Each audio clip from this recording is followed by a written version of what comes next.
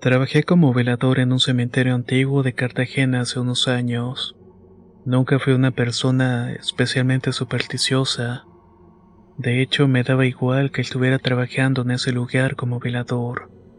Pero vaya que esa experiencia cambió mi perspectiva sobre muchas cosas paranormales. El cementerio estaba ubicado en las afueras de la ciudad, rodeado de una vegetación espesa que hacía que la oscuridad de la noche se sintiera más pesada. Era un lugar hermoso durante el día con sus estatuas de ángeles y mausoleos adornados, pero en la noche todo cambiaba. Había aceptado el trabajo porque necesitaba el dinero. No parecía complicado. Hacer rondas, asegurarme de que nadie entrara sin permiso, y también reportar cualquier cosa inusual. Pronto me di cuenta de que no estaba preparado para lo que iba a pasar. Mi primer turno comenzó una noche de lunes. Llegué antes de las 6 de la tarde para recibir instrucciones del velador anterior, un hombre mayor llamado don Roberto. Este hombre tenía aspecto de que había visto demasiadas cosas. Oiga, don Roberto, ¿qué consejo me da? Le pregunté tratando de sonar casual. Haz tus rondas y no molestes nada, y si ves algo raro simplemente ignóralo, me dijo sin rodeos. Pensé que estaba bromeando, pero su expresión era demasiado seria. Me entregó las llaves y me deseó suerte y se fue sin mirar atrás. Me quedé solo en el cementerio mientras el sol se ponía. Todo estaba tranquilo al principio. Caminé entre las tumbas con mi linterna acostumbrándome al ambiente. Cuando eran cerca de las 10 de la noche, mientras estaba revisando una sección del mausoleo, vi algo que me hizo detenerme. Era una sombra que se movía entre las tumbas, pero era demasiado grande para ser un animal, y al mismo tiempo era demasiado rápida para ser una persona. Me quedé quieto tratando de convencerme de que había sido mi imaginación. Sin embargo, la sensación de que alguien me estaba observando no me abandonó por el resto de la noche. Conforme pasaron las semanas, los eventos extraños se volvieron más frecuentes. Las sombras eran el principal problema. A veces las veía de reojo moviéndose rápidamente entre las lápidas. Otras veces parecían quedarse quietas observándome desde lejos. Había noches en las que sentía un aire pesado como si algo invisible estuviera justo a mi lado. Recuerdo una noche en particular. Era cerca de la medianoche cuando pasé por un rincón del cementerio que no solía revisar tan seguido. Había un mausoleo grande con una puerta de hierro forjado. Cuando apunté con mi linterna vi una sombra que parecía estar dentro, como si alguien estuviera de pie justo frente a la puerta. Me acerqué con cautela, pero cuando llegué no había nadie. Lo curioso fue que sentí un aire fresco saliendo del mausoleo, a pesar de que era una noche cálida. Hubo también momentos en los que las sombras parecían amistosas, si es que eso tiene sentido. Una noche mientras me sentaba a descansar cerca de una estatua de un ángel sentí una presencia a mi lado. No era aterradora, sino más bien reconfortante. Por un instante me sentí acompañado como si alguien estuviera ahí para cuidarme. Sin embargo, esa sensación no siempre duraba tanto tiempo. Con el tiempo empecé a hablar con otros dos veladores que habían trabajado en el cementerio. Todos tenían historias similares. Uno de ellos, un hombre llamado Mario, me contó sobre una noche en la que vio una sombra que lo siguió durante toda la ronda. Cada vez que se daba la vuelta, la sombra desaparecía, pero siempre sentía su presencia de alguna manera. Es como si estuvieran atados a este lugar, me dijo.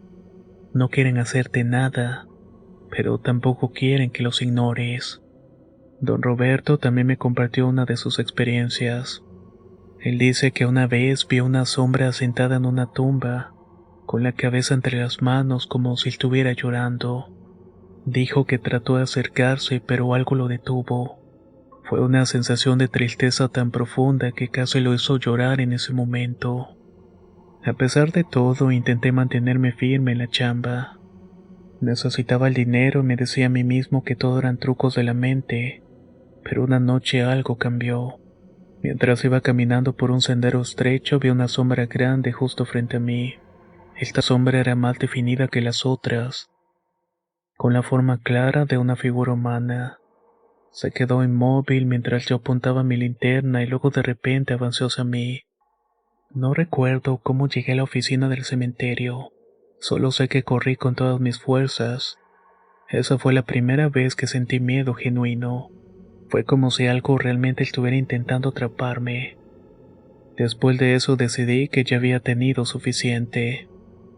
Terminé renunciando al día siguiente. Cuando le dije a don Roberto que ya no podía seguir, simplemente asintió. No eres el primero ni serás el último. Este lugar no es para cualquiera, muchacho. Cuando salí por última vez sentí una mezcla de alivio y tristeza. Había algo en el cementerio que nunca entendí por completo, pero sabía que no me pertenecía. De alguna manera las sombras seguirán ahí, moviéndose entre las tumbas, atrapadas en un mundo que no es nuestro ni el suyo. Me llamo Luis y esta historia, aunque parece un mal sueño, es algo que vivió mi familia cuando yo apenas tenía 12 años. Todo empezó un día de verano en 1985 en nuestro vecindario de Zacatecas. Recuerdo que regresaba de jugar fútbol con mis amigos cuando lo vi por primera vez. Un perro grande de color negro sentado frente a la puerta de nuestra casa. Su pelaje era tan oscuro que casi se confundía con las sombras. Pero lo que más me impresionó fueron sus ojos, profundos y brillantes, como si me estuvieran estudiando. Mira, mamá, hay un perro frente a la casa. Grité emocionado porque siempre había querido tener una mascota. Mi mamá Carmen salió del mercado cargando las bolsas del mandado y frunció el ceño al verlo. No se movía ni un centímetro, como si supiera que habíamos estado hablando de él. Este perro no parece de por aquí, dijo mientras intentaba espantarlo. Pero el animal simplemente le dio la cabeza y siguió mirándonos. Mi papá, Vicente, llegó poco después. Cuando le contamos lo que pasaba, miró al perro por un momento y dijo: «Tal vez está perdido. Dejémoslo quedarse un tiempo, podría ser útil para cuidar la casa». Yo estaba encantado y decidimos llamarlo Sombra. Y a partir de ese momento se convirtió en parte de nuestra familia. Al principio todo parecía normal. Sombra era muy tranquilo y me seguía a todas partes. Jugaba conmigo en el patio y siempre estaba alerta. Pero pronto empezamos a notar cosas extrañas. Un día mi mamá me llamó a la cocina y habíamos encontrado huellas de perro en el pasillo que llevaba a nuestra habitación. Lo curioso es que no eran huellas que parecían normales. Estaban alineadas como si Sombra hubiera caminado en dos patas. «¿Fuiste tú el que llevó el perro a los cuartos, Luis?», me preguntó mi mamá con el ceño fruncido. Negué rotundamente porque yo sabía que no lo había hecho, pero también sabía que algo raro estaba pasando. Mi mamá intentó convencerse de que era su imaginación, pero yo no podía dejar de pensar en esas huellas. Poco después, los vecinos comenzaron a murmurar sobre Sombra. Doña Lupe, la vecina de al lado, le dijo a mi mamá que había visto al perro caminando por el jardín cuando nosotros no estábamos. «Te juro que no caminaba como un perro normal», le aseguró. «Te lo juro, Carmen. Estaba parado en dos patas». Mi mamá se limitó a sonreír, pero después me confesó que también había empezado a sentir algo extraño respecto a Sombra. Yo también empecé a notar cosas raras. A veces cuando jugábamos en el patio, Sombra se quedaba inmóvil mirando hacia la nada, con los pelos erizados y un gruñido bajo en la garganta. Era como si estuviera viendo algo que yo no podía ver. En otras ocasiones parecía entenderme demasiado bien, como si pudiera leer mis pensamientos. Una vez, mientras estaba haciendo mi tarea, dije en voz alta que tenía hambre. Antes de que pudiera levantarme, Sombra ya estaba en la cocina, como si supiera exactamente a dónde iba. Mi papá también notó estos comportamientos raros. Una noche, cuando volvía tarde del trabajo, encontró al perro sentado frente a la puerta principal. No ladró ni se movió, solo lo miró fijamente como si estuviera esperándolo.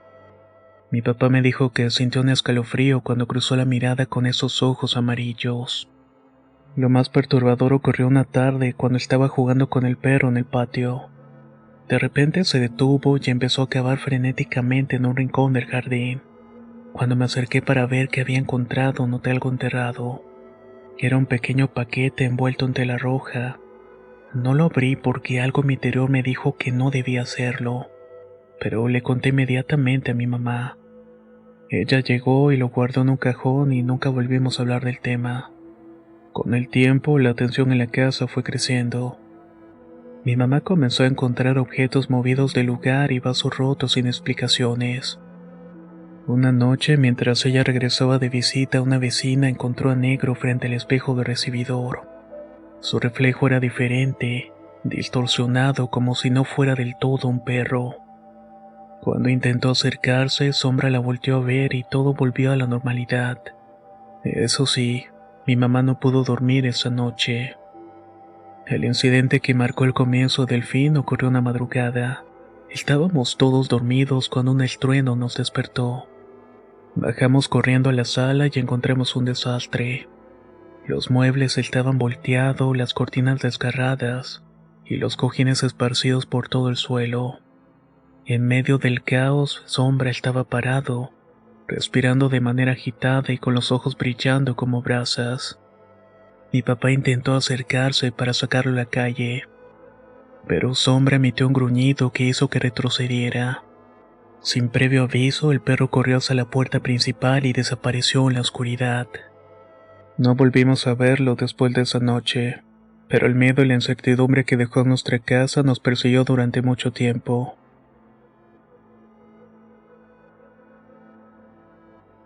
Esto que voy a contar no me pasó a mí, sino más bien a un familiar. Trataré de contarlo tal y como lo hizo él. Me llamo Ricardo y me pasó una experiencia que aún ahora me pone la piel de gallina. Todo comenzó hace bastante tiempo, por allá de 1975. En ese momento trabajaba como asistente de restauración en uno de los antiguos conventos de Antigua Guatemala.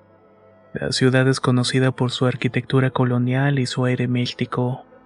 Ese era el escenario perfecto para una historia que parece sacada de una novela gótica. Pero lo que viví fue tan real que cambió mi forma de ver el mundo para siempre. El convento donde trabajaba era un edificio imponente, construido hace muchos siglos. Había sido abandonado tras los terremotos que devastaron la región tiempo después. Aunque gran parte de su estructura estaba en ruina, las autoridades locales habían decidido restaurarlo para convertirlo en un museo. Mi trabajo consistía en documentar los restos arqueológicos y ayudar a preservar las pocas pinturas y esculturas que habían sobrevivido al tiempo. Desde el primer momento me impresionó. Los muros de piedra cubiertos de musgo y los pasillos oscuros parecían guardar secretos que nadie se atrevía a revelar. Pero lo que más me llamó la atención fue el silencio. Un silencio pesado, casi palpable, que solamente era interrumpido por el eco de mis pasos. Los primeros días transcurrieron sin incidentes. Me sumergí en mi trabajo, fascinado por los detalles de las antiguas pinturas y la historia del lugar. Sin embargo, pronto comenzaron a pasar cosas que no tenían explicaciones. Una tarde, mientras estaba documentando una serie de murales en uno de los corredores, escuché pasos que parecían venir de una habitación contigua. Pensando que era uno de mis colegas, fui a ver quién estaba ahí, pero el cuarto se encontraba vacío. Revisé los alrededores, pero no encontré a nadie. Debe ser el eco, me dije a mí mismo para tranquilizarme. Sin embargo, esta explicación no me convencía del todo. Los pasos habían sido claros, firmes, como si alguien estuviera caminando con determinación. Esa noche, cuando compartí lo sucedido con don Esteban, el encargado del proyecto, él solo se limitó a sonreírme. Esos son los pasos de las monjas, me dijo con tranquilidad. No te preocupes, están acostumbrados a que estemos aquí. Su comentario me desconcertó y pensé que estaba bromeando, pero su expresión era bastante seria. Decidí no insistir, aunque las palabras de don Esteban se quedaron grabadas en mi mente. Con el tiempo me di cuenta de que no era el único que había notado cosas extrañas. Los trabajadores de la restauración también tenían sus historias. Manuel, uno de los albañiles, me contó que una noche, mientras estaba trabajando tarde, alcanzó a ver una figura con un hábito blanco cruzando el patio principal. Pensé que era uno de los guías turísticos, pero cuando fui a buscarlo no había nadie. Dijo con un tono que no dejaba lugar a dudas sobre su sinceridad. Otro trabajador, José, me relató que había escuchado cantos provenientes de la capilla en ruinas. Aunque revisó el lugar varias veces, nunca encontró a nadie. Lo más inquietante fue que los cantos estaban en latín, un idioma que nadie en el equipo conocía.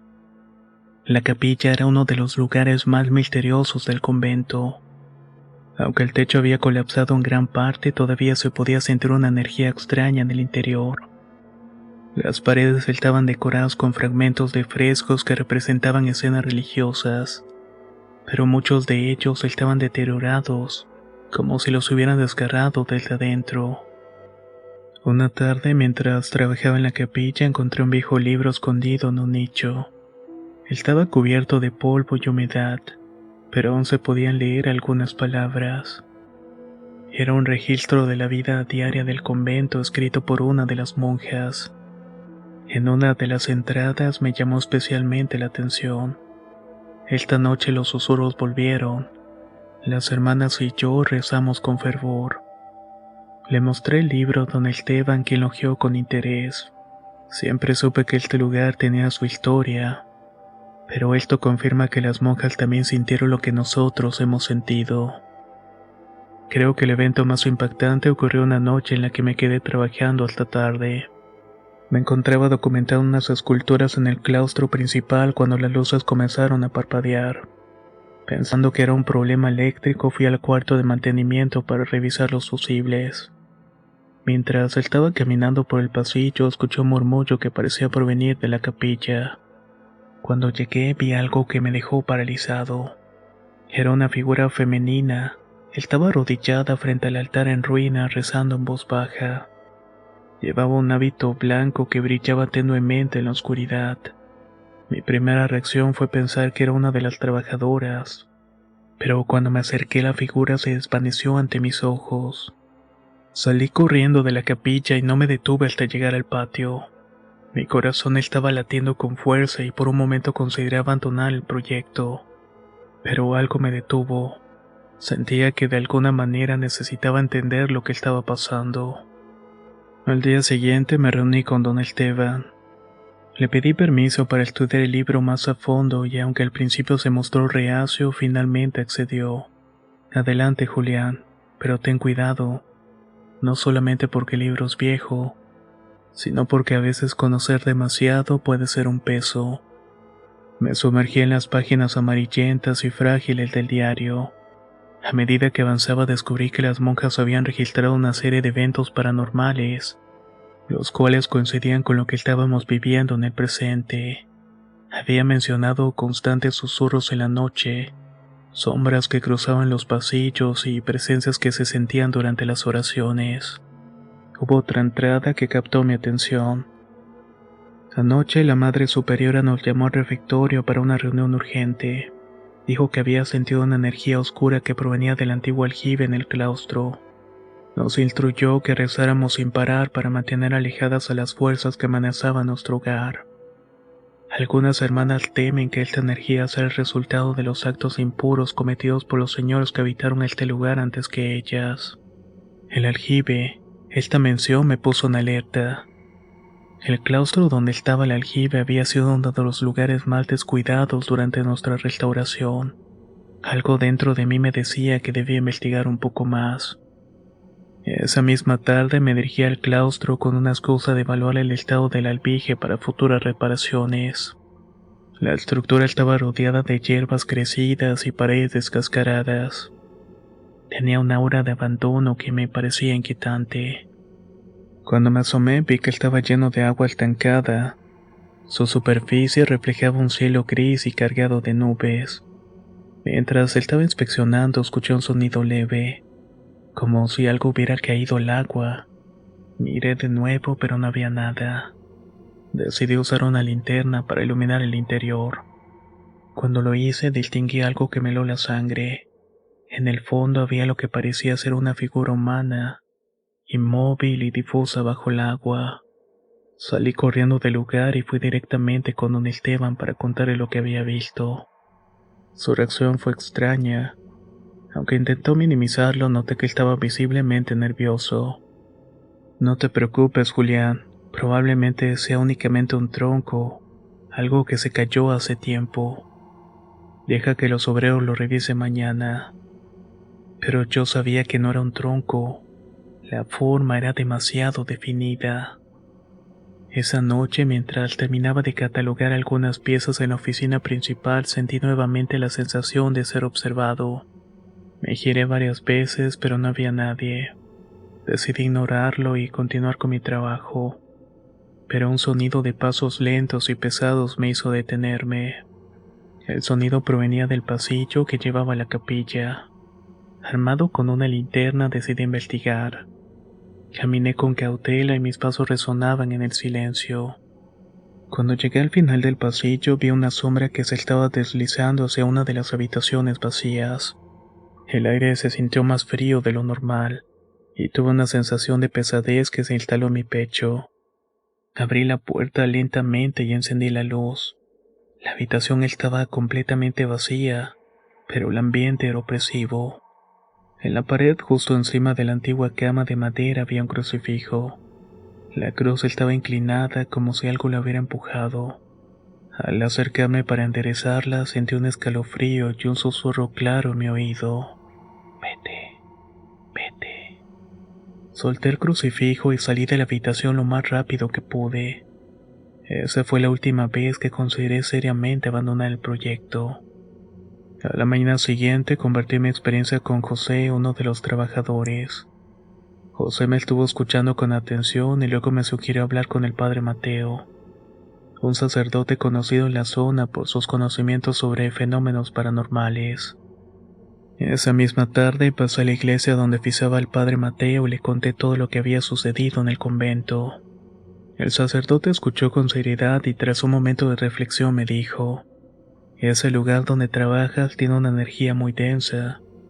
Los conventos suelen ser espacios de gran devoción, pero también de gran sufrimiento.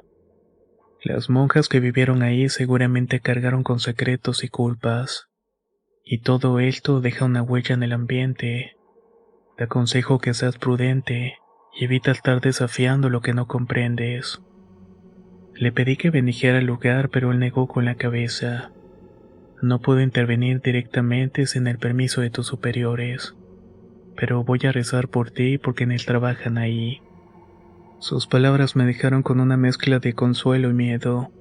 Sabía que algo más grande que yo estaba ocurriendo en el convento, y que mi tiempo ahí estaba llegando a su fin. A pesar de las advertencias del padre y de mis propios miedos, sentí que debía saber qué había en el fondo del aljibe. Algo en mí no me permitía simplemente ignorarlo. Hablé con José, quien accedió a ayudarme a revisarlo, aunque no sin antes expresar su preocupación. No sé, don Julián, estas cosas no suelen terminar bien, pero si insistes al menos hagámoslo de día.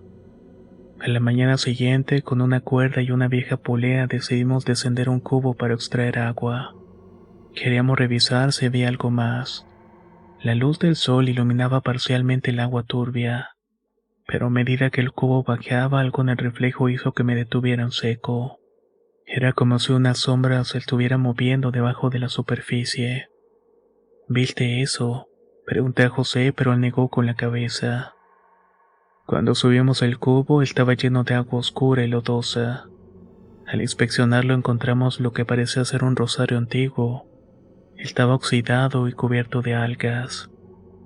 Lo tomé con cuidado, sintiendo un escalofrío recorriendo mi brazo. Algo en ese objeto parecía cargado de una energía que no podía explicarme. Esa misma tarde llevé el rosario con don Esteban y al verlo su expresión cambió drásticamente. Parecía reconocerlo. ¿Y de dónde sacaste esto?, preguntó con voz temblorosa. Le conté lo que habíamos hecho en el aljibe y él soltó un suspiro pesado. Hace muchos años, antes de que esto fuera un proyecto de restauración, se contaba una historia sobre una monja, la cual había desaparecido sin dejar rastro. Algunos decían que había huido del convento, pero otras personas aseguraban que había sido castigada por desafiar las normas. Su rosario era muy particular. hecho de plata y perlas negras, y parece ser el mismo que tienes en las manos. La conexión era clara. Ese rosario pertenecía a esa monja, y su desaparición estaba relacionada con el aljibe. Pero lo que más me inquietaba era por qué ese objeto seguía emitiendo una sensación de frialdad y pesadez. Decidí que esa sería mi última noche en el convento. No podía seguir trabajando en un lugar que me estaba absorbiendo emocional y físicamente. Mientras empacaba mis cosas, escuché nuevamente los pasos en el pasillo. Esta vez no escapé y decidí enfrentarlos. Salí de la habitación con una linterna y un rosario en la mano. Los pasos me llevaron hacia la capilla donde todo había comenzado. Cuando entré vi una figura femenina de pie tras el altar. Era la misma figura que había visto antes, pero esta vez su forma era más definida. Alcancé a ver su rostro. Era joven y lleno de tristeza. ¿Qué quieres?, pregunté sintiendo que mi voz estaba temblando. Ella alzó la mano y señaló el rosario. Devuélvelo, susurró con una voz etérea. Sin pensarlo dos veces, corrí hacia el aljibe con el rosario en la mano. Al llegar lo arrojé al agua y un viento helado me envolvió. Fue como si el tiempo se hubiera detenido por un instante. Luego el aire se sintió más ligero, y el silencio habitual del convento se rompió con el sonido de los grillos y los animales nocturnos. Era como si algo había cambiado. A la mañana siguiente me despedí de don Esteban y los demás trabajadores. No les conté los detalles de lo que había pasado, pero creo que don Esteban sabía más de lo que decía. Mientras me alejaba del convento, sentí una mezcla de alivio y nostalgia. Sabía que nunca olvidaría ese lugar y las cosas que había vivido ahí. Con el tiempo, el convento fue restaurado y abierto al público como un museo. Escuché que algunos visitantes afirman sentir una energía extraña en el claustro y en la capilla, pero nadie parece conocer la historia completa. Yo, por mi parte, decidí guardar el secreto y dejar que el pasado descanse en paz.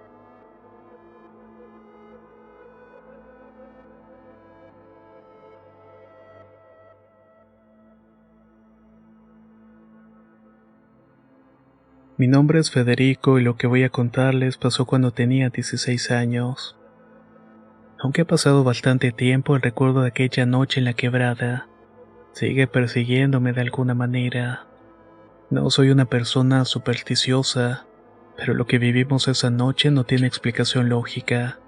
Todo comenzó con una broma entre amigos. Éramos 4 en total. Yo, mi primo Joaquín y 2 amigos del colegio llamado Agustín y Natalia.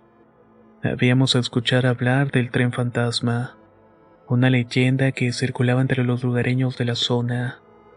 Decían que durante las noches de luna llena un tren abandonado pasaba a gran velocidad por las vías oxidadas. Algunos hablaban de luces y sonidos inexplicables, mientras que otros aseguraban haber escuchado gritos y lamentos provenientes de los vagones. Nosotros, por supuesto, no creíamos en esas cosas. Éramos adolescentes buscando unas aventuras, algo para romper la monotonía de las vacaciones. Así que una noche decidimos ir a investigar. Nos armamos con unas linternas y una grabadora vieja que Joaquín había encontrado. Nos dirigimos al tramo de vías donde, según los relatos, el tren aparecía. La quebrada estaba iluminada por una luna enorme y brillante. El paisaje, que durante el día era impresionante, se volvería inquietante bajo la luz de la luna. Las sombras de las montañas parecían moverse con el viento, y el sonido de nuestros pasos sobre la grava resonaba en el silencio de la noche. Cuando llegamos a las vías, todo estaba extrañamente silencioso. El aire era frío y denso y había una sensación de quietud que no podía explicar. Nos sentamos junto a las vías y encendimos la grabadora. Comenzamos a hablar en voz baja, bromeando para aliviar la tensión. «Dale, Federico, y se aparece el tren», me dijo Natalia con una sonrisa nerviosa. Entonces salimos corriendo, respondí. Trataba de sonar seguro, pero la verdad es que también estaba nervioso. No pasó mucho tiempo antes de que las cosas se pusieran raras. Primero fueron los sonidos. un leve susurro que parecía venir de todas partes. Pensamos que era el viento, pero pronto se volvió más claro, como si fueran voces hablando en un idioma que no podíamos entender. ¿Escucharon eso?, preguntó Joaquín apagando su linterna para concentrarse en los sonidos. Asentimos en silencio. Las voces se mezclaban con un ruido sordo, como un retumbar lejano de un tren moviéndose. Eso era imposible porque esas vías habían estado abandonadas por décadas. Sin embargo, el sonido se hacía más fuerte con cada minuto que pasaba. De repente una luz apareció en el horizonte. Era tenue al principio, como un destello en la distancia, pero rápidamente se hizo más intensa. La luz venía directamente hacia nosotros, iluminando las vías con un brillo espectral. Podíamos escuchar claramente el sonido de las ruedas sobre los rieles y el chirrido de los frenos. Pero lo más aterrador eran los gritos. Eran gritos de sufrimiento desgarradores, como si decenas de voces se mezclaran entre un coro de dolor. La luz del tren iluminó nuestro alrededor, y por un instante pude ver las sombras de los vagones. Estaban pasando a gran velocidad, pero no había nadie en el interior. Eso sí, las ventanas estaban llenas de figuras oscuras que parecían sombras observándonos. «Mejor corramos», gritó Agustín, pero ninguno de nosotros se movió. Estábamos paralizados, como si algo invisible nos obligara a quedarnos. Este tren pasó junto a nosotros en cuestión de segundos, pero créame que lo sentimos como una eternidad. Cuando la última luz desapareció en la distancia, el silencio volvió más pesado que antes. Nadie dijo nada durante varios minutos y finalmente Natalia rompió el silencio. Eso fue real, ¿verdad? Joaquín revisó la grabadora con manos temblorosas. El dispositivo había dejado de funcionar en el momento exacto en el que el tren apareció. No había grabado absolutamente nada. Regresamos al pueblo en silencio, cada uno como perdido en sus propios pensamientos. Nunca volvimos a hablar de esa noche entre nosotros, pero sabíamos que algo había cambiado. Eso que habíamos visto y experimentado no era de este mundo. Hoy cada vez que escucho el retumbar de un tren en la distancia no puedo evitar recordar esos gritos, esa luz espectral que iluminó la quebrada. Y aunque nunca volvimos a esas vías, sé que lo que vimos aquella noche es real. Y pueda que todavía siga ahí presentándose cada noche, haciendo su recorrido nocturno.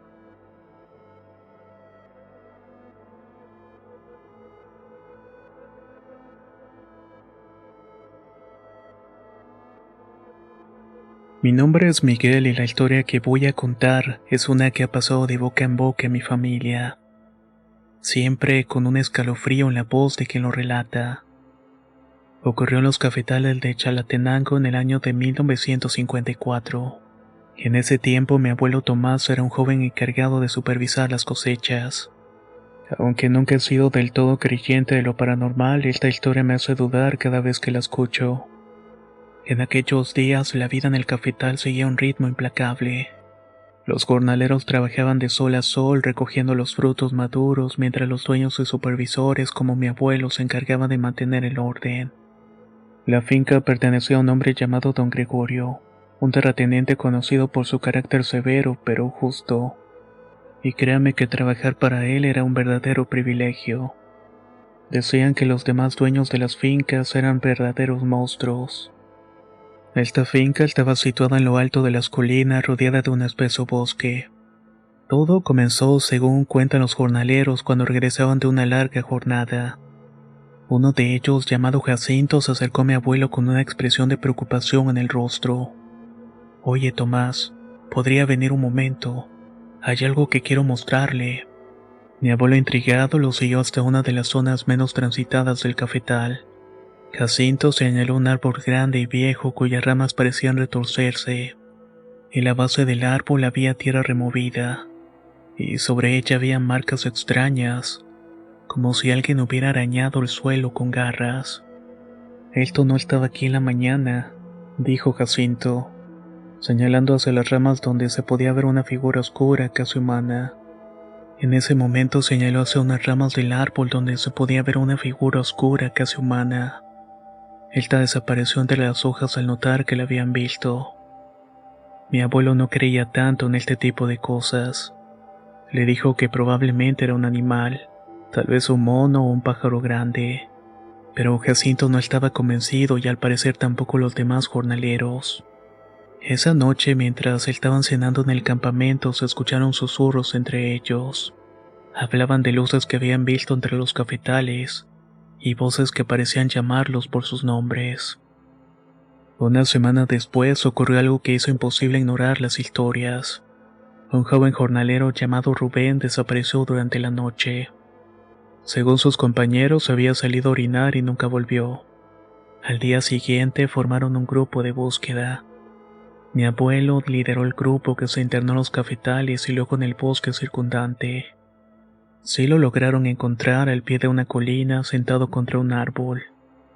Tenía la mirada perdida y estaba balbuceando palabras incoherentes.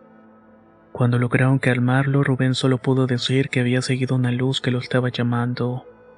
Una mujer de blanco, con un rostro que nunca pudo describir. Después de eso ya no recordaba nada. Rubén renunció al trabajo y dejó la finca esa misma semana, pero no sin antes advertir a los demás que no se dejaran llevar por las luces ni las voces. Los eventos extraños continuaron acumulándose. Una noche mi abuelo y don Gregorio estaban realizando una inspección nocturna, debido a que había rumores sobre el robo de café. Mientras estaban caminando entre las hileras, se escucharon pasos siguiéndolos. Mi abuelo se detuvo y alambró con la linterna, pero no había nadie. Debe ser un animal, dijo don Gregorio, pero su tono de voz no era convincente. Al avanzar unos metros más, ambos vieron algo que los dejó helado. Como unos 10 metros de distancia entre las sombras de los cafetos, había un hombre alto, pero era demasiado alto para ser real. Su figura era completamente oscura, como si estuviera absorbiendo la luz. No tenía rostro, al menos no donde debería de estar. Mi abuelo reaccionó primero, jalando a don Gregorio del brazo y ambos corrieron de regreso al campamento. Esa noche mi abuelo no dijo ni una palabra, pero don Gregorio mandó reforzar la seguridad de la finca. También prohibió que nadie saliera solo después de la noche. Otra de las historias que mi abuelo contaba con más frecuencia era la de las luces que aparecían en el bosque. Los jornaleros las veían danzando entre los árboles, a veces cerca del cafetal y otras en las colinas más lejanas.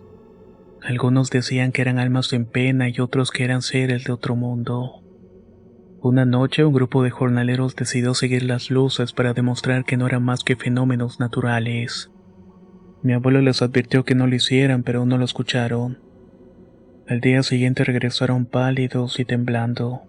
Dijeron que las luces los habían seguido hasta una cueva oculta. Estaban emocionados porque pensaron que tal vez habían encontrado un tesoro. Pero al intentar entrar escucharon gritos y risas que parecían venir de todas direcciones. Aunque nadie quiso volver a acercarse a esa cueva, las luces siguieron apareciendo como si observaran a quienes trabajaban en la finca. Con el tiempo los eventos paranormales comenzaron a afectar el ánimo de todos. Mi abuelo, que siempre había sido escéptico, comenzó a preguntarse si había algo más en los cafetales, algo que tal vez no podía ver. Don Gregorio por su parte se volvió más reservado y distante. De hecho, incluso evitaba llegar a la finca. Una noche mi abuelo decidió hablar con una de las mujeres mayores del pueblo cercano. Era una señora que sabía bastantes cosas, y le contó que ese bosque siempre había sido un lugar marcado entre comillas. Había historias de duendes y seres que cuidaban los alrededores, y que no toleraban la intrusión de los extraños. Mi abuelo regresó a la finca con más preguntas que respuestas, pero con la certeza de lo que estaba ocurriendo iba mucho más allá de lo que podía entender. Días después de que mi abuela hablara con la mujer mayor del pueblo, los jornaleros comenzaron a notar algo más alarmante. Eran sonidos provenientes del monte al caer la noche. Pero no eran simples ruidos de animales. Estos eran sonidos guturales, como si varias voces se mezclaran en un murmullo caótico. En este punto los hombres que ya estaban nerviosos por las luces y las figuras comenzaron a pedirle a don Gregorio que contratara a alguien para bendecir la finca. Mi abuelo intentó tranquilizarlos, pero sabía que no podía ignorar el miedo que se había apoderado de todos. Una noche, mientras realizaban una ronda con Jacinto, escucharon un ruido que los detuvo en seco. Era un crujido seguido de algo que sonaba como risas distorsionadas. Ambos se miraron y sin decir palabra alguna regresaron al campamento lo más rápido posible. Esto no es normal, don Tomás, dijo Jacinto. Algo parece estar jugando con nosotros. Mi abuelo no pudo responder porque sabía que Jacinto tenía la razón. El punto de quiebre llegó una noche en que el abuelo y don Gregorio decidieron patrullar los cafetales juntos. Querían demostrar que no había nada de qué preocuparse, que los ruidos y las luces eran solamente producto de la imaginación. Sin embargo, lo que experimentaron esa noche cambió su perspectiva. Mientras iban avanzando con linternas en mano, vieron algo que los dejó petrificado. En los cafetos había una figura humanoide extremadamente alta y delgada. Se movía con movimientos extraños como si estuviera flotando. Sus extremidades parecían demasiado largas para ser humanas, y su piel, a pesar de la oscuridad, tenía un brillo tenue. Lo más aterrador eran sus ojos, dos puntos de luz que parecían atravesarlos. Don Gregorio intentó gritar algo, pero su voz se quedó atrapada en la garganta. Mi abuelo, por su parte, sentía que las piernas no le respondían. La figura los miró por unos instantes que se sintieron eternos. Luego desapareció entre los árboles, dejando tras de sí un aire frío y pesado. Esa noche don Gregorio reunió a todos los trabajadores. Les dijo que la finca debería cerrar temporalmente.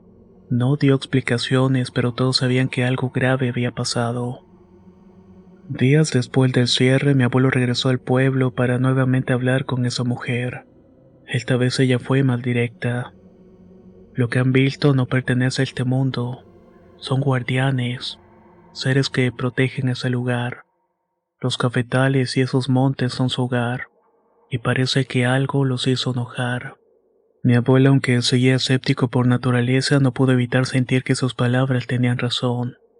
Recordó las luces, las figuras, pero sobre todo ese sentimiento de ser observado.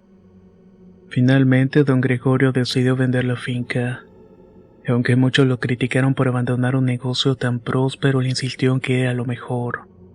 La venta se realizó rápidamente, pero los nuevos propietarios nunca lograron sacar provecho del lugar.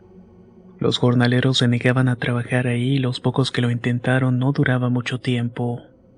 Mi abuelo dejó el trabajo y se mudó al pueblo con mi abuela.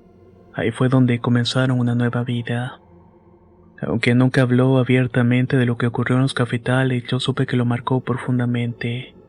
Cada vez que pasábamos cerca de esas colinas, lo veía persignarse y mirar fijamente hacia el monte, como si temiera que algo volviera a salir de éste.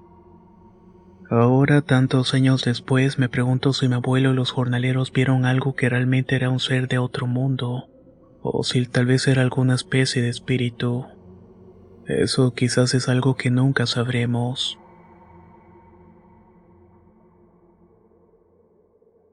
Mi nombre es Alejandro y la historia que voy a contar no me pertenece a mí, sino es algo que marcó la vida de mi bisabuelo Tomás, un soldado joven destinado en Cartagena durante el año de 1840. Esta historia pasó de generación en generación. Se la contó mi abuelo, luego mi padre y finalmente a mí. Éramos una familia numerosa y cuando se reunía siempre nos contaban esta historia. Puede que algunas cosas cambiaran con el paso del tiempo, pero la esencia al menos espero que se conserve. Aunque mi familia es originaria de Bogotá, Tomás pasó gran parte de su juventud en esta ciudad costera, rodeada de muros y cargada de historias que parecían habitar cada esquina. Sin embargo, ninguna historia se comparaba con lo que él vivió en la vieja casona donde fue alojado durante su servicio. La casona estaba situada cerca de la muralla, en una callejuela empedrada. A pesar de su grandeza arquitectónica, el edificio estaba en estado lamentable. Las paredes, alguna vez blancas, estaban amarillentas por el paso del tiempo y la humedad. y las ventanas de madera crujían con cada brisa del Caribe. Pero lo que más destacaba era el pozo que se encontraba en el patio trasero. Era un pozo antiguo rodeado de mármol desgastado que los locales llamaban el Pozo de los Suspiros. Mi bisabuelo no tardó en enterarse de la leyenda que envolvía aquel pozo. Según los vecinos, ese lugar había sido testigo de tragedias incontables. Se decía que en los tiempos de la colonia los esclavos que osaban rebelarse contra sus amos eran arrojados al pozo como castigo. Otros aseguraban que era un lugar de ejecuciones clandestinas. Ahí los cuerpos eran descartados como si no tuvieran importancia. Pero la versión que más se repetía era la de una joven llamada Isabel. Isabel era la hija de un terrateniente español que había hecho su fortuna explotando las minas de oro en el interior del país. Se había enamorado de un joven soldado criollo, pero su padre desaprobó la relación y ordenó que el joven fuera ejecutado. Desesperada, Isabel se arrojó al pozo la misma noche en que mataron a su amado. Desde entonces se dice que su espíritu vaga por la casona lamentándose por la injusticia y atrayendo a otros hacia el pozo para compartir su destino. Los primeros días de Tomás en la casona fueron relativamente tranquilos, aunque el lugar era frío, sombrío e incluso bajo el ardiente sol de Cartagena. Él intentaba concentrarse en sus tareas, sin embargo las noches eran una historia distinta. El viento, al pasar por las rendijas de las ventanas, emitía un silbido que parecía un susurro. Y siempre estaba el pozo con su presencia constante y animosa. Se lograba ver desde la ventana de su habitación. La primera noche que escuchó los suspiros, Tomás pensó que era el viento. Eran sonidos suaves como si alguien exhalara lentamente. Intentó ignorarlos, pero cada noche se hacían más evidentes. Para una tercera noche ya no eran solamente los suspiros, eran murmullos, palabras apenas audibles que parecían llamarlo por su nombre. Tomás, ven, ven. Al principio creyó que estaba imaginando cosas. Se lo mencionó a uno de sus compañeros, un hombre mayor llamado don Ramiro. Llevaba más tiempo alejado en la casona. No prestes atención, le advirtió Ramiro. Ese pozo está maldito. Si le haces caso, podrías perder la razón. Pero una noche, incapaz de soportar la curiosidad, Tomás decidió acercarse al pozo. Dijo que era luna llena y estaba iluminando el patio y las sombras de las palmeras parecían bailar al compás del viento. Cuando estuvo al borde, sintió un frío inexplicable. Se asomó, pero el interior era solamente oscuridad. Fue entonces cuando la vio. Una figura femenina se materializó a unos metros de él. Era una mujer joven con un vestido blanco que flotaba ligeramente, como si no estuviera completamente sujeta al suelo. Su rostro era hermoso, pero se notaba triste. Sus ojos eran oscuros y profundos, y lo miraron con una mezcla de desesperación y esperanza. «Ayúdame», susurró aquella mujer.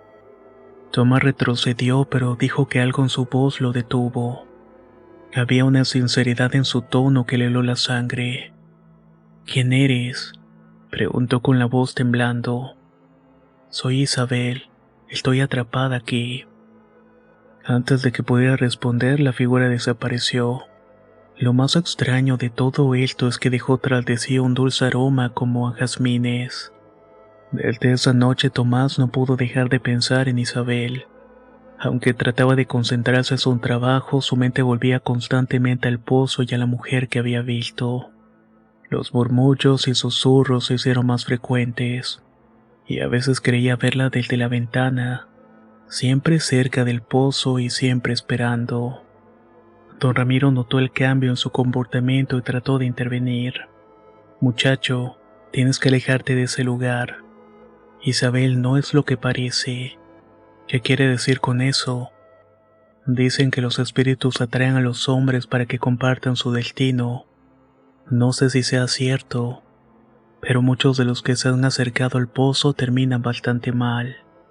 A pesar de las advertencias, Tomás no podía resistir la atracción que sentía hacia Isabel y el misterio del pozo.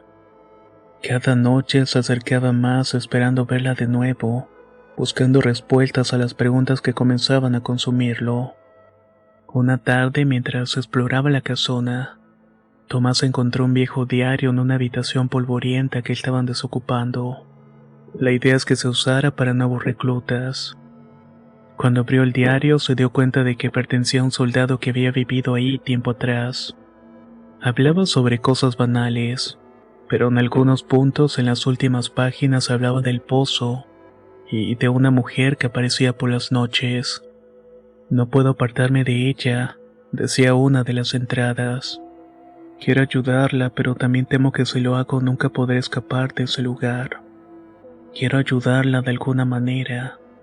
Cada vez que la veo siento que debo ayudarla, pero ¿cómo lo hago? No puedo apartarme de ella. El diario terminaba abruptamente sin explicación. Eso solamente aumentó la curiosidad de Tomás, pero también comenzó a llenar su corazón de una inquietud que no podía ocultar. Esta presencia de Isabel se volvió cada vez más constante para Tomás. Cada noche sin falta la figura de la mujer se materializaba junto al pozo, susurrando su nombre con un tono dulce pero cargado de melancolía. Tomás se encontraba en un estado de conflicto. Una parte de él deseaba ayudarla, pero otra no podía ignorar las advertencias de don Ramiro, y tampoco las historias que había leído en el diario. Una noche, reuniendo el valor suficiente, decidió hablar directamente. Bajó al patio con una vela en la mano y la llama titileando por la brisa nocturna. Alcanzó a ver a Isabel con su vestido blanco brillando bajo la luz de la luna. Sus ojos parecían dos pozos oscuros llenos de tristeza. Isabel, dijo Tomás intentando que su voz no temblara. ¿Qué quieres de mí? ¿Por qué me llamas todas las noches? Ella lo miró fijamente por un momento antes de responder. Estoy atrapada. No puedo descansar. ¿Cómo puedo ayudarte? Preguntó incapaz de apartar la mirada de los ojos de Isabel. Ella extendió una mano hacia él. Debes bajar al pozo. Ahí está la llave para liberarme. Tomás retrocedió instintivamente porque la idea de bajar a ese pozo oscuro y cargado de historias aterradoras lo llenaba de miedo. Pero al ver la desesperación en el rostro de Isabel sintió que no podía ignorarla. Al día siguiente, Tomás decidió contarle a don Ramiro lo que había pasado. Esperaba que el hombre pudiera darle alguna pista de cómo proceder con todo esto. Muchacho, lo que estás diciendo no es nada bueno, le dijo con una expresión seria. Si ese espíritu te está pidiendo que bajes al pozo, ten cuidado. Pueda que no sea Isabel lo que está hablando contigo. Pero ¿y si es cierto? ¿Y si realmente necesita ayuda? Insistió Tomás. Escúchame, Tomás. Ese pozo ha sido testigo de demasiada muerte y sufrimiento. No sabemos qué es lo que realmente hay allá abajo. Si decides bajar, debes estar preparado para enfrentar lo que sea que encuentres. Las palabras de don Ramiro solo aumentaron la inquietud de Tomás, pero también reforzaron su determinación. Sabía que no podía seguir viviendo con normalidad mientras la voz de Isabel siguiera llamándolo noche tras noche. Esa misma noche, armado con una cuerda y una lámpara de aceite, Tomás decidió bajar al pozo. El patio estaba envuelto en un silencio casi sobrenatural, roto únicamente por el sonido de los grillos en la distancia. Tomás menciona que no podía ver a Isabel, pero sabía que estaba allá abajo en el pozo esperándolo. Algo en su mente se lo decía. Amarró la cuerda en un árbol y luego decidió bajar. Estaba a punto de hacerlo cuando de pronto perdió el conocimiento. Resulta que don Ramiro y otro compañero llegaron y lo golpearon. Pero no entiendan mal, lo hicieron para evitar que mi bisabuelo bajara al pozo. Mi bisabuelo perdió el conocimiento, pero ellos le contaron que después de hacerlo, empezaron a escuchar unas risas macabras provenientes del interior del pozo. Lo que sí recuerda mi bisabuelo es que soñó nuevamente con Isabel pidiéndole ayuda, rogándole de que por favor bajara al pozo. Al día siguiente, mi bisabuelo fue asignado a otro lugar para descansar. El cambio lo hizo con un compañero mucho más mayor que él, ya que en teoría las personas que eran más afectadas por Isabel eran jóvenes.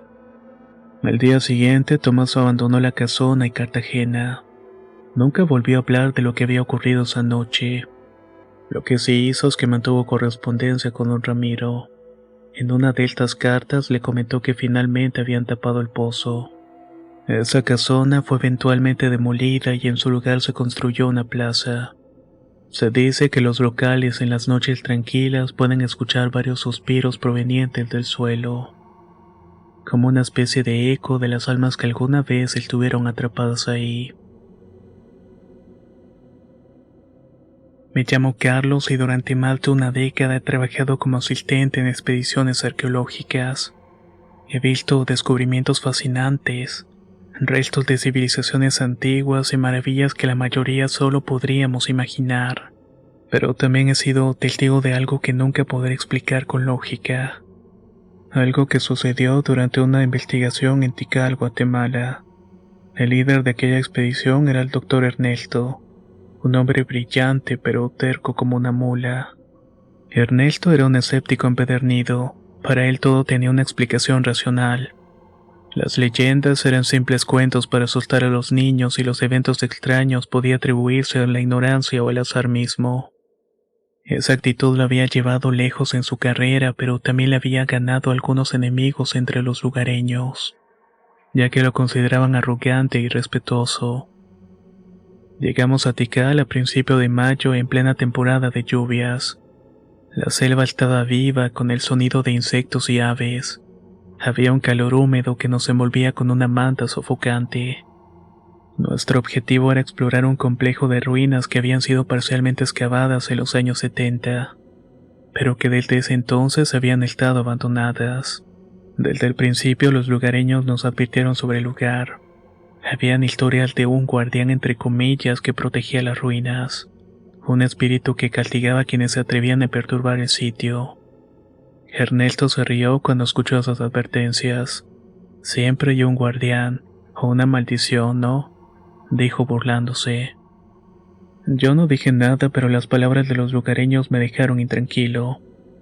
Aunque no soy supersticioso, sé que en los lugares antiguos como este las cosas se pueden poner extrañas de repente.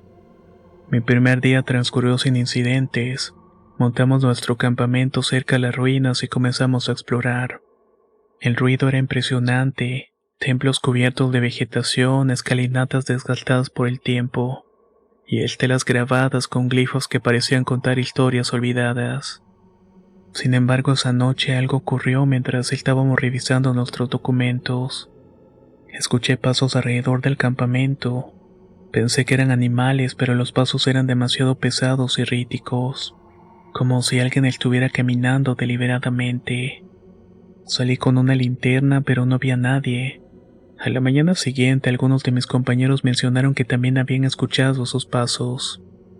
Ernesto, por supuesto, descartó nuestras preocupaciones. Probablemente fueron jaguares o algo así. No sean tan paranoicos. A medida que los días pasaban, las cosas se volvieron más inquietantes.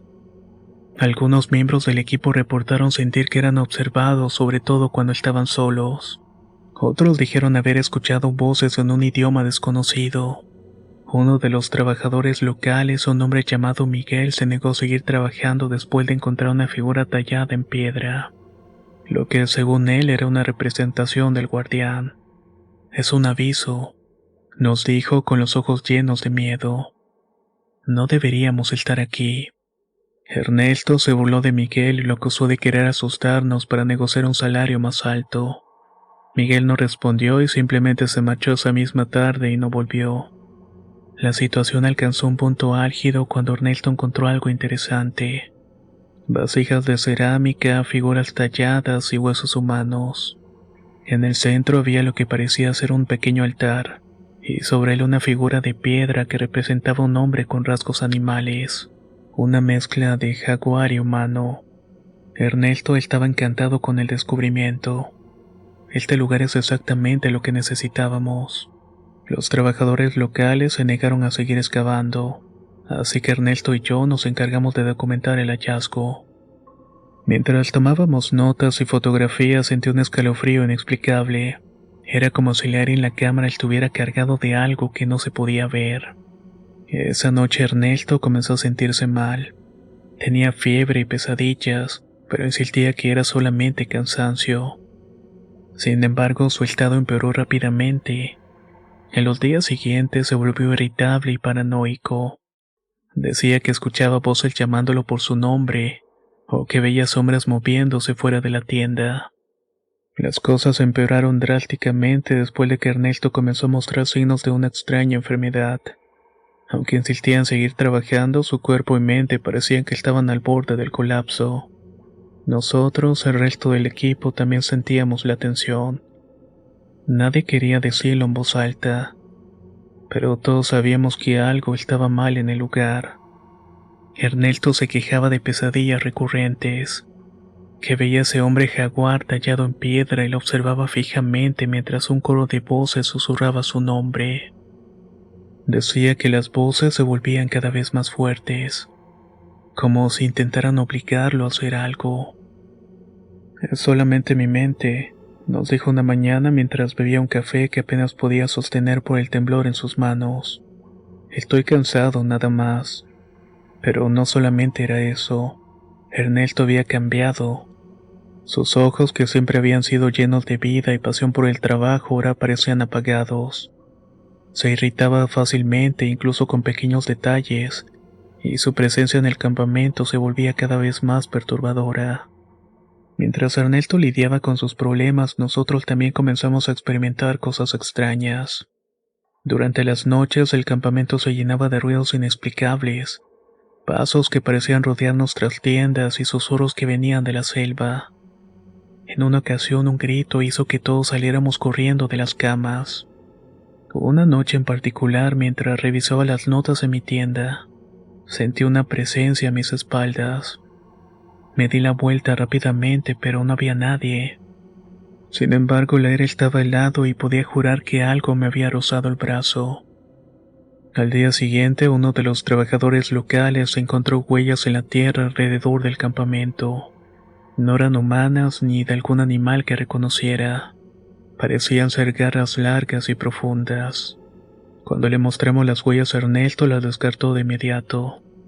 Es un jaguar. Estamos en la selva. ¿Qué es lo que esperaba? Pero ninguno de nosotros estaba convencido. Había algo en esas marcas que no podía explicarse tan fácilmente. Continuamos excavando y encontramos algunos grabados en una losa de piedra.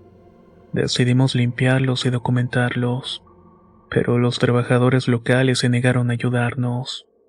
Uno de ellos nos advirtió que no debíamos tocar los grabados. Es una advertencia. Este lugar no parece ser para ofrendas comunes. Deberíamos dejarlo por la paz. Ernesto, como siempre, se burló. Sí, claro, vamos a desatar el fin del mundo por mover una piedra. Días después del incidente, Ernesto cayó gravemente enfermo. Su fiebre era alta y su cuerpo estaba temblando incontrolablemente. Decía que las voces en los sueños se habían vuelto, pero esta vez eran más claras. Me están llamando. Quieren que devolvamos la losa. Lo intentamos llevar al hospital más cercano, pero Ernesto se negó. Insistió en que solo necesitaba descansar, aunque todos sabíamos que su condición empeoraba rápidamente. Fue entonces cuando Tomás, un trabajador local, intervino. Debe irse. Este lugar no lo va a dejar en paz mientras siga aquí. Ernesto, debilitado y asustado, finalmente aceptó abandonar el sitio. Lo llevamos de regreso al pueblo, desde ahí tomó un vuelo hasta la ciudad. Apenas unas semanas después de irse, su salud comenzó a mejorar, pero nunca regresó a Tikal ni a ningún otro sitio arqueológico. Después de la partida de Ernesto, el equipo decidió cerrar las investigaciones.